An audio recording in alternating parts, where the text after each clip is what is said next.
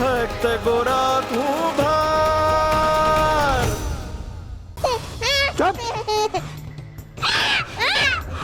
ચમત્કાર કરે છે ગણેશ, નહીં તો ઉકળતા પાણીમાં ફેંકી દઈશ.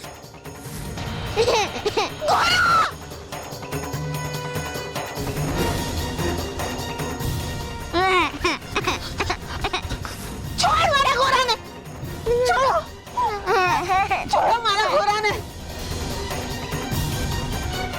હું કરી રહ્યા હતા એની હારે? આ શું કરી રહ્યો તો ભાઈ? આવી રીતે કોઈને ઉચકીને લઈ આવાય?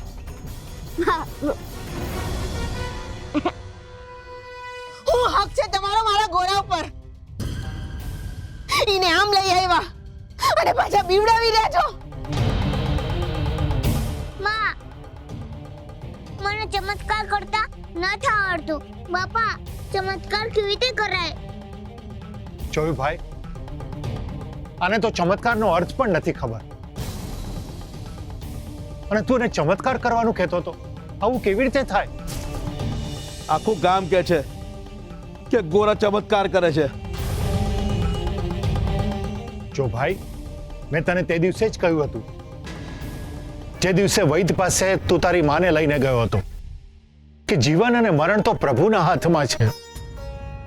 એ જ જન્મ આપે છે, એ જ જીવાડે છે અને એ જ દોરી ખેંચી લે છે. આ બધું તો કર્મના આધારે છે ભાઈ. ધર્મ તો જીવતા શીખવાડે, પણ કર્મ જીવાડે. અને જેને બંને આવડી જાય ને, એનો ફેરો ફળે પરમાની જેમ. આ તારી ખોટી અંધશ્રદ્ધામાં એક છોકરાનો જીવ લઈ લે તું. જો મારા ગોરાને કાંઈ થઈ ગયું હોત ને, તો અહીંયા બે મરદા પડ્યા હોત. એક તમારી માનું અને બીજું મારું. દેવી ભાઈ, ગોરા તો જીવ છે દેવીનો. એને કાંઈ થઈ જાત તો દેવી તો જીવતા જીવ મરી જાત. તારી માને જીવાડવાની ખોટી ખેલછામાં તું આ બીજી માને મારી નાખત. મારો ગોરા મારી આંખોનું અજવાળું છે. એના વિનાનું જીવતર અમાસનું અંધારું છે મારા હાટું. પોતાની રાત સુધારવા હાટું કોઈના જીવનનો સૂરજ ના છીનવી લેવાય ભાઈ, ના છીનવી લેવાય. મારી માં મારું જીવન હતી. તમે તમારા દીકરા જેટલો પ્રેમ કરો છો એટલો જ પ્રેમ એ મને કરતી હતી. મારી તો આંખીઓ હાથમી ગઈ. હું ભાવનામાં આવી ગયો તો.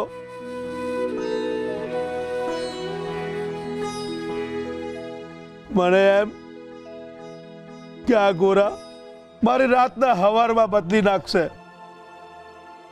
મારી ભૂલ થઈ ગઈ, મને માફ કરી દો. મને માફ કરી દો, મારી ભૂલ થઈ ગઈ.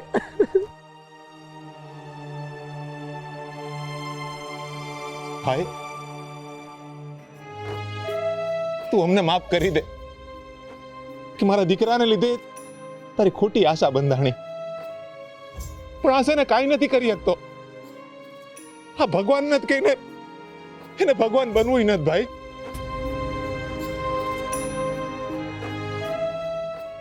આ બસાડાને તો એ નથી ખબર કે આ હંધુય શું થઈ રહ્યું છે. ભાઈ, માફ કરી દે. મારા ગોરા પર મૂકેલો ભરો તારો તૂટ્યો હશે, પણ એ ચમત્કાર નથી કર્યો તો એ સત્ય છે. હો ભાઈ, રમતા રમતા બાળ અતારો જોજે પડે ના. રાખું છું વિશ્વાસ, ભૂલું હું સઘળું ના ભૂલાશે. શ્રી હરિ તારો નામ, શ્રી હરિ તારો નામ. મારા તારણ હાર. આ હંડી વસ્તુ મારી છે સુરા, મને મળી છે.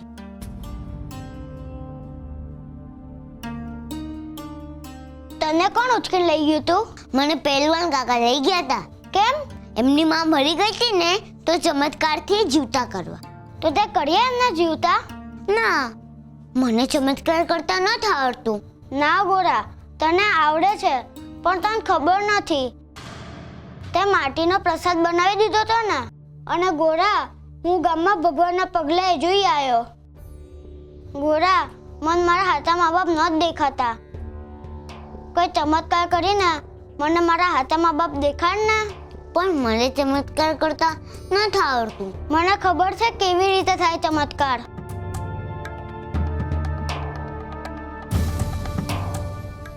તો આ મરચાની ભૂકી મારા આંખમાં નાખ, એટલે મને મારા હાથા મા બાપ દેખાશે.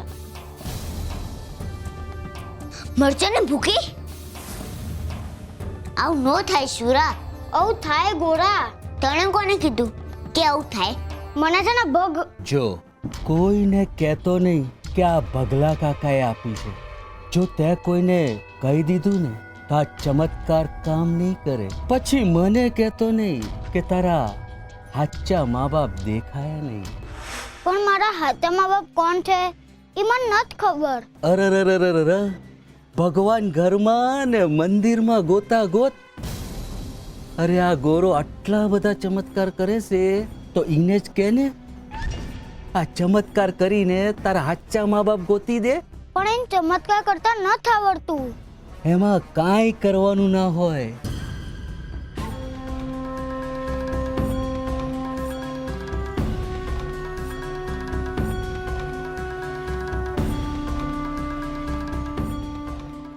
લે આ મરચાની ભૂકી અને ગોરાને કહેજે કે તારી આંખોમાં નાખી દે, એટલે તને તારા હાચા મા બાપ દેખાશે. આવું મને એક ચમત્કારી બાબાએ કીધું છે. પણ આનાથી તો આંખોમાં બળે. ઈ તો બીજા નાખે તો, બાકી ગોરો નાખે ને તો કાંઈ ના થાય. એ તો ચમત્કારી બાળક છે.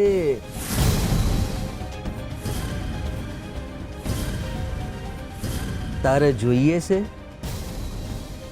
કે પાછું લઈ જાઉં? ના, મારે મારા હાથા મા બાપને જોવા છે. તો આ જ હાચો માર્ગ છે. ગોરાને કહેજે કે આ મરચાની ભૂકી તારી આંખોમાં નાખી દે, એટલે તને તારા હાચા મા બાપ દેખાશે.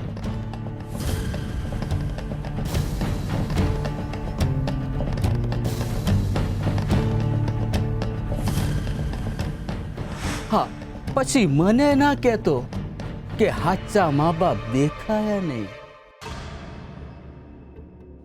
સુરા, સુરા, સુરા. હા ગોરા, નાખના મરચાની ભૂકી મારી આંખમાં. મને મારા હાથા મા બાપને જોવા છે. આનાથી તને બળશે સુરા. ના ગોરા, તું ચમત્કારિક બાળક છે. તો મરચાની ભૂકી મારી આંખમાં નાખ, એનાથી મન નહીં બળે. ઉલટાનું મને મારા હાથા મા બાપ દેખાશે. હાચે? હા ગોરા. જો મારી જીભ, હું જો ખોટો બોલતો હોઉં તો મારી જીભ કાળી ન થઈ જાય. નાખના મરચાની ભૂકી મારી આંખમાં. હારું.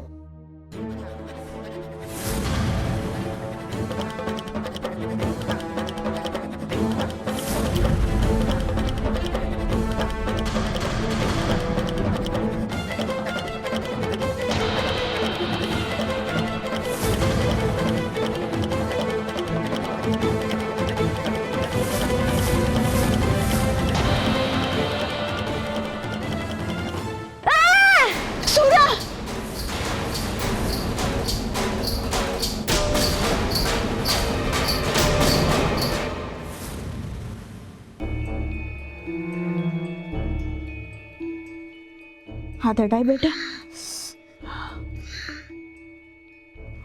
માં, આંખું બહુ બળે છે, નથી રહેવાતું.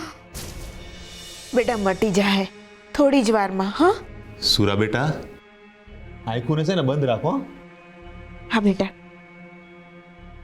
ગોરા બેટા, આવું કેમ કર્યું હે? આ મોટા ભાઈની આંખોમાં મરચાની ભૂકી કેમ નાખી?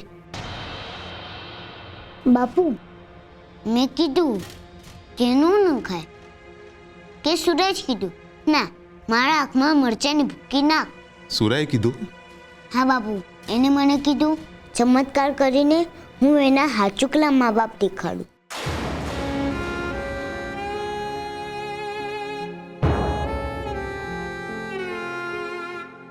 બેટા તું છે ને કોઈ ચમત્કાર નથી કરી શકતો. તારા મનમાંથી છે ને આ વાતને કાઢી નાખો. તો બાપુ બધા આવું કેમ કે છે કે હું ચમત્કાર કરું છું?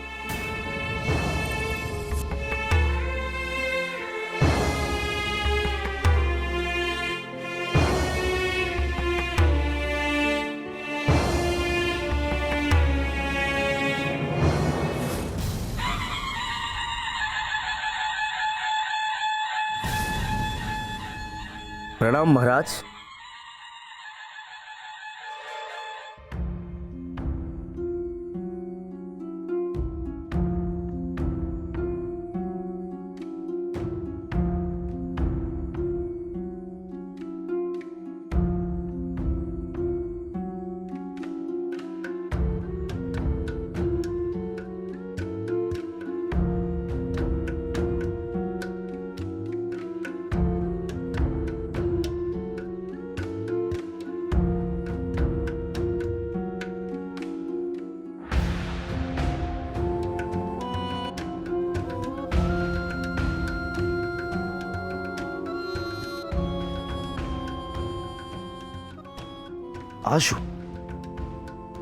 આ શું રાજન? આપ પેલા ગોરાને મંદિરમાં પ્રવેશવાની પરવાનગી આપી રહ્યા છો અને એ પણ પેલા પુલકેશીના કહેવાથી? મહારાજ, ગોરા અને પરમા બંને પાખંડી છે અને પેલો પુલકેશી એમના પાખંડનો એક ભાગ છે. રાજન, ગોરાને મંદિરમાં આવવાની પરવાનગી આપવી એટલે એના પાખંડનો સ્વીકાર કરવો. અત્યારે તો વેઢે ગણી શકાય એટલા લોકો એની મેલી વિદ્યાનો ભોગ બન્યા છે, પરંતુ આ મંજૂરી પત્ર નિમંત્રણ આપશે એની મેલી વિદ્યા અને કપટી કામને. રાજ્ય તરફથી આટલી મંજૂરી મળ્યા બાદ એ આખા ગામને એની મેલી વિદ્યાનો ભોગ બનાવશે ને એમાં તમે પણ બાકાત નહીં રહો રાજન. મહારાજ, માફ કરજો. એ બાપ દીકરાને ન તો શાસ્ત્રોનું જ્ઞાન છે ન ધર્મનું ભાન છે. આ રાજ્ય તો તમારું છે ને રાજન, પણ કૃષ્ણ મંદિર આપણા બંનેનું છે. મંદિરના પૂજારી તરીકે તમે જ મને નિયુક્ત કર્યો છે રાજન, માટે મંદિરના તમામ નિર્ણયો મને જ લેવા દો, એ વધારે યોગ્ય રહેશે. મંદિરના તમામ હક તમારા કારણે જ મને મળ્યા છે, માટે એ હકને અકબંધ રાખજો.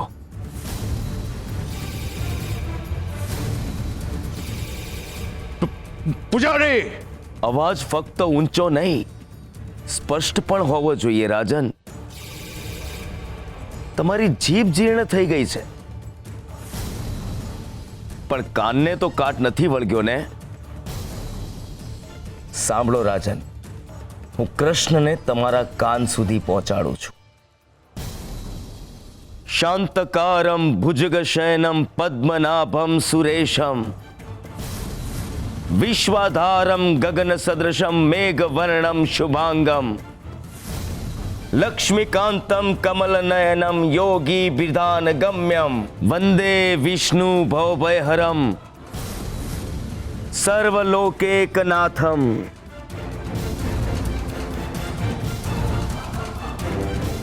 આને કહેવાય શાસ્ત્ર અને આને કહેવાય અવાજ. છે તમારી વાણીમાં એટલું પ્રભુત્વ કે પ્રભુ સુધી પહોંચી શકે? પ્રભુ સુધી નહીં, પણ તમારા ગામ સુધી પણ પહોંચી શકે એટલા મોટા અવાજે બોલો. બોલો રાજન, બોલો. તોડો તમારું મૌન અને બતાવો તમારું સત્વ. બોલો રાજન, બોલો. તોડી નાખો વર્ષોથી બાંધી રાખેલી દિવાલો, ઉઘાડી નાખો બધાના કાન આડેના પડદા. કે પછી રાજા ફક્ત તલવાર ચલાવી શકે છે, જીભ નહીં? પૂજારી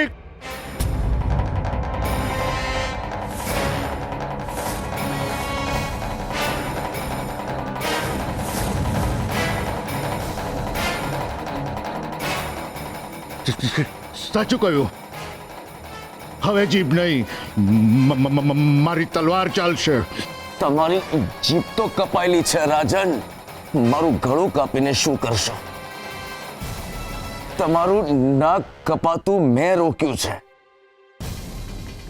તમારા બુઠ્ઠા શબ્દો તમારી તલવારની ધારથી છુપાઈ નહીં શકે રાજન, નહીં છુપાઈ શકે.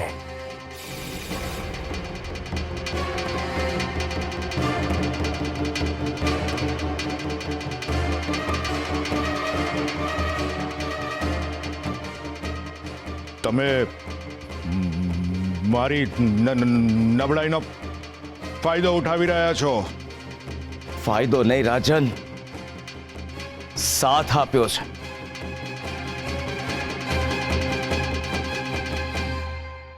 જો ગામવાળાને ખબર પડી જાત કે બોલતા તમે અચકાવ છો તો કોઈ તમારી પાસે ના આવત.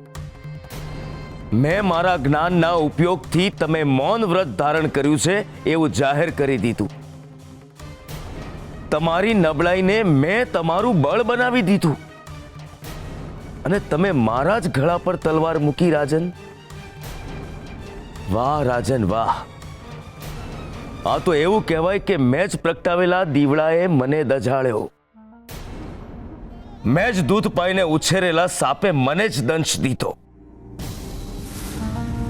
તમારી પાસેથી આવી અપેક્ષા નહોતી રાજન, નહોતી. તમે મને સત્યનો માર્ગ છોડવાનું કહી રહ્યા છો પૂજારી? ના, હું તમને અસત્યના માર્ગેથી દૂર લઈ જઈ રહ્યો છું. ગોરા મેલી વિદ્યા કરે છે એ જ સત્ય છે. તમને મારા પર નહીં, પેલા પુલકેશી ઉપર ભરોસો છે. તો હું શું કરું? એ જ જે તમે વર્ષોથી કરતા આવ્યા છો. મૌન, મૌન, મૌન, મૌન.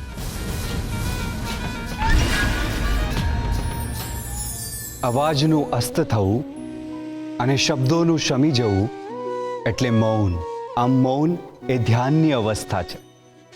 પરંતુ જ્યારે પરિસ્થિતિ અને સમય બેધ્યાન થઈ જાય, અપરાધ અને અન્યાયનું જોર વધી જાય, ત્યારે મૌને પોતાનું અસ્તિત્વ છોડીને પોતાના શબ્દોના સૂરને ન્યાયની તરફેણમાં ઉઠાવવા જોઈએ.